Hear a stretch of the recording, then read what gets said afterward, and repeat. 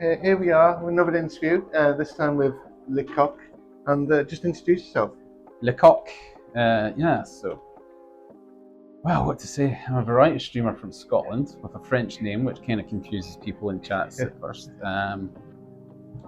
So yeah, I've been doing this for a year and a half now. Year and a half. Seems like it's been a hell of a lot longer. But it's been one of those things where it's never stopped being fun. Yeah. So Also, how did the name come about? You was talking about that before, and yeah. So I was working with a guy. Yeah, I'll shorten the version so I don't drag it out so much. But working with a guy, I had two people saving his phone. There was me, Stu, and then there was a guy, good guy Stu. So his curiosity got the better of me. I was like, well, if he's good guy Stu, what am I? To which he responded with a big grin on his face, being Scotland, Glasgow, engineering, and just went, didn't even blink for a second to think about it, just went, Stu the Dick.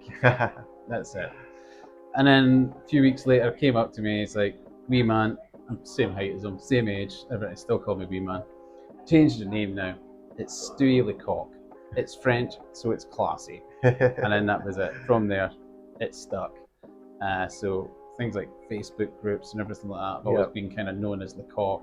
It just lost the stew from it, and then when I joined Twitch, it was taken by some German guy who won't give it up.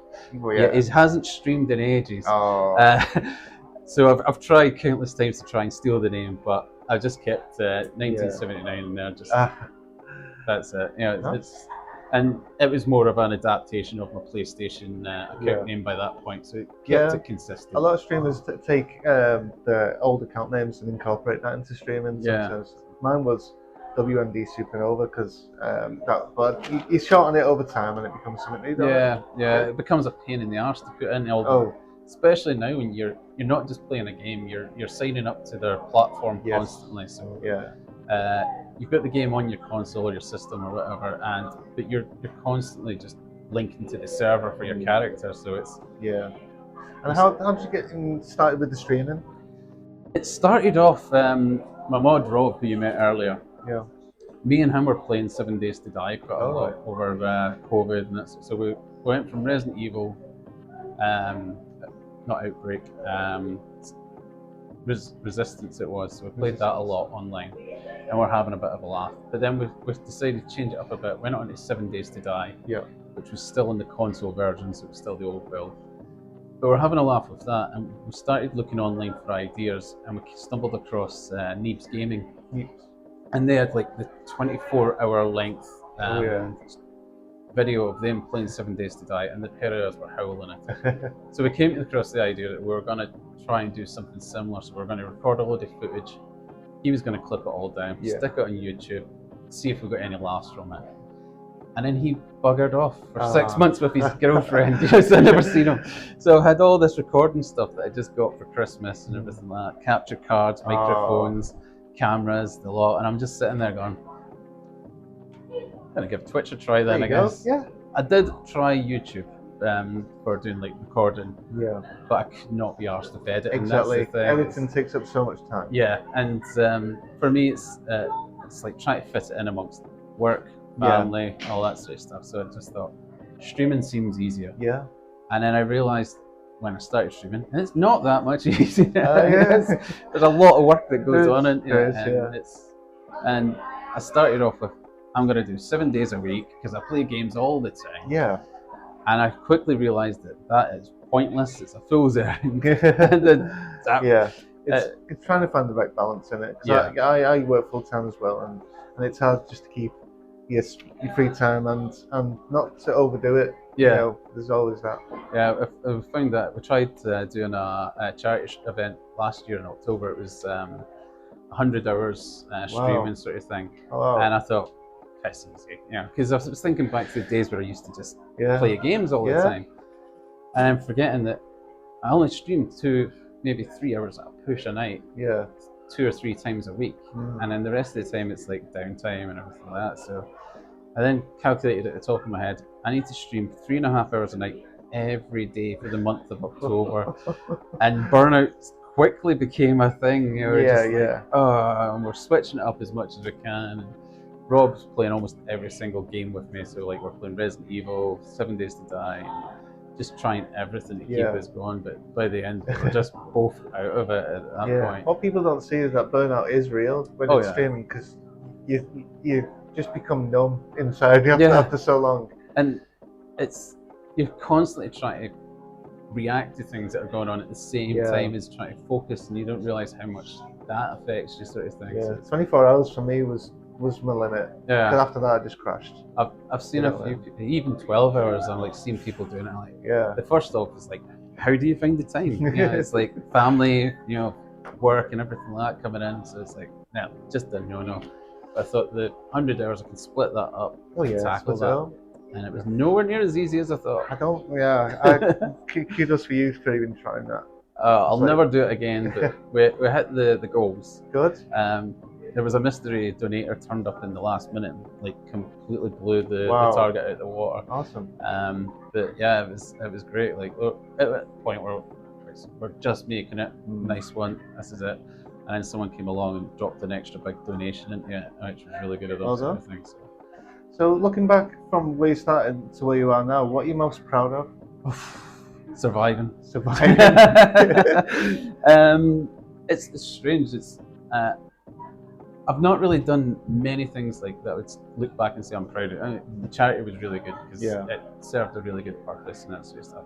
And I've done a lot of things that have surprised me, like I've joined different stream teams and that sort of stuff. So like when I very first started out, I think it was Team Wildfire. It took me on.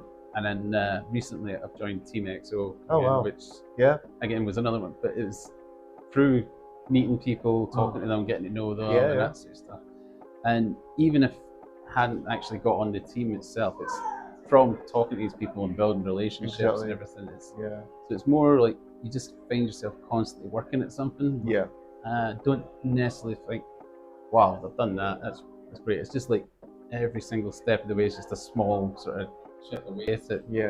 And then it's not till maybe you look back at like where you were, how your stream looks now compared to when you first started. You're like, exactly, that's not right. I know. But you can't find a turning point between it either. So it's it's gradual, very gradual. Yeah, so you're like, at what point did I go from what was me sitting on a high chair on a bar table with a laptop, killing my back the whole time, and cables streaming across from the TV and the PlayStation into a capture card, and pretty much a network of cables everywhere. Little tweaks here and there that actually gets where you want to be. And it's like, suddenly I've now got a gaming PC built inside as opposed to a little entry-level laptop. PS5 sits neatly in the corner, screen stacked in front of me, microphone on an arm, RGB lights everywhere. And I was one of these people who's like, what's the point in RGB? Well, speaking of which, what essential gear would you say is must-have for streamers when they're starting out? Microphone is the big. It was one of the first things I got, and it wasn't an extra expensive one or anything. That was a Snowball Blue that I bought, so it was on offer for £50 on Amazon, and I still use it today. The quality of it's really quite good. As long as I've got it at the right level, got the sound set up and everything like that, it goes really well. But one of the first things I always hear from people that puts them off streamers is it sounds like they're chewing on the microphone when they're on, and I know people have got to start somewhere, but when you get the console gamers, they've just got their headset and everything like that. It's the quality of sound you get from it. And especially with console gamers, they might not have a camera. Your sound is basically your optimal sort of selling point sort of thing. Everything else can be tweaked, So like things like your computer you're using, if you're streaming console gaming, doesn't need to be high end. It can be quite low. I've went all out because I try and cover all angles, but for me it's always been a big sort of hobby type thing, so I can spend on it. But for other people it's harder. It's harder. They either don't have money coming in, or this is how they're looking to try and build on it sort of thing. So you start low, pay for as much as possible. I mean, even things like my desk I got for free on Facebook, and it does the job, so I've never felt the need to upgrade it at all.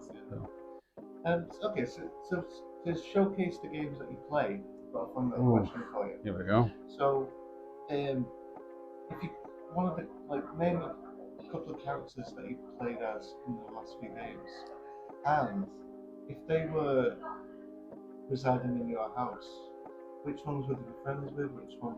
How would you coexist together? That's a tough one because the last few games I've been playing, we've got Bloodborne, where the character is completely unknown. But I don't think he would be a very good sort of person to kind of live with. You leave the milk out or something like that. Next thing you know it, your head's getting hacked off or something. Yeah. Fortnite, where again you're pretty much pulling your own self sort of thing as you bring it in.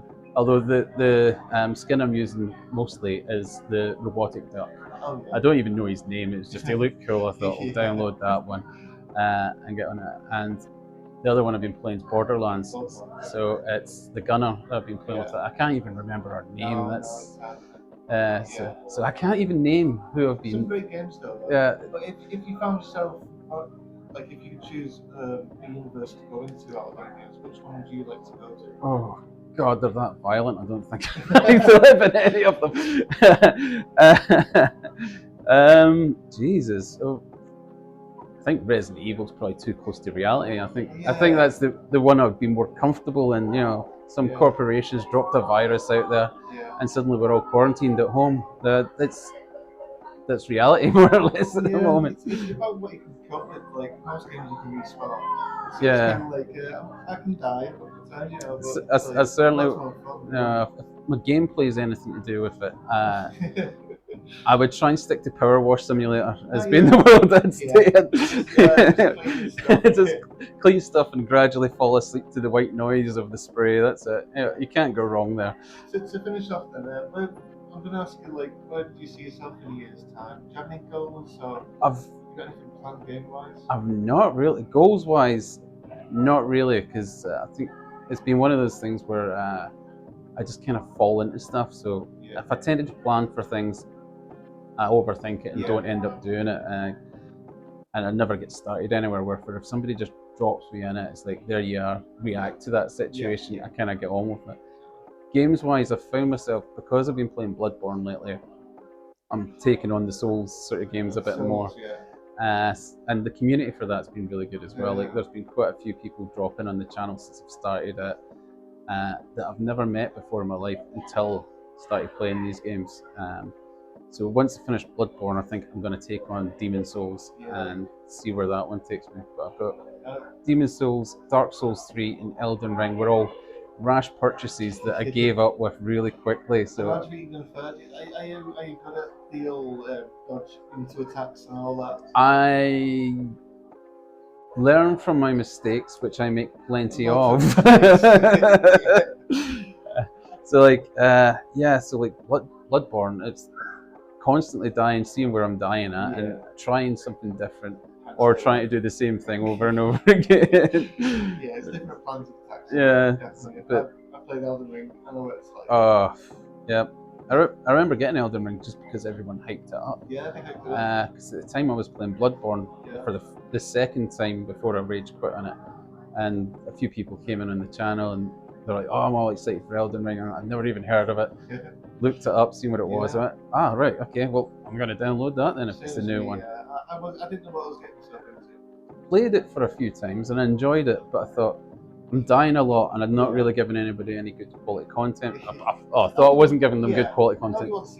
Turns out dying's the best thing, and so I thought I'll play it offline a bit and try and level up, and it just kind of fell away from there. So I think streaming's one of those things that's kind of pushed me to finishing games more, whereas before I would play it so far, go, it's either too hard, it's annoying, I've lost interest, or if someone's like, you're going to finish that game, and you're like, all right, fine. Don't bully me into it. Yeah. So where can you find you on socials? Promote yourself. So yes, I dabble in TikTok. So I will take some of the funny clips, so like deaths and that sort of stuff, or boss fights from Bloodborne, and stick them on TikTok. I've edited them down, and some of my highlight reels from doing Fortnite and stuff like that as well.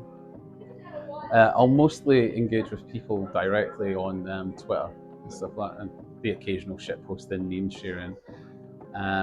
I do tend to dabble about Facebook as well, just where you get a lot of useful help on setups and technical detail and that sort of stuff. So when you see somebody asking a question and you've done it before and made the same mistakes, dive right in there and share info. And the same back, if I've got any questions, I tend to land that there. And then once you really get to know people, Discord is like, it's hand. And I tend to use my Discord more just for the voice chats and that sort of stuff. So I'm playing with people, I'll invite them in, get that going, sort of thing. Is it all under the same username? All under there's Lecoq 1979, and there's occasional variation in that. So there's sometimes an underscore between the 1979 and Lecoq, but generally you'll find me as Lecoq. Find all your links on the Twitch page. Yeah. So on Twitch, I've got my link tree. I've all my other links in there as well.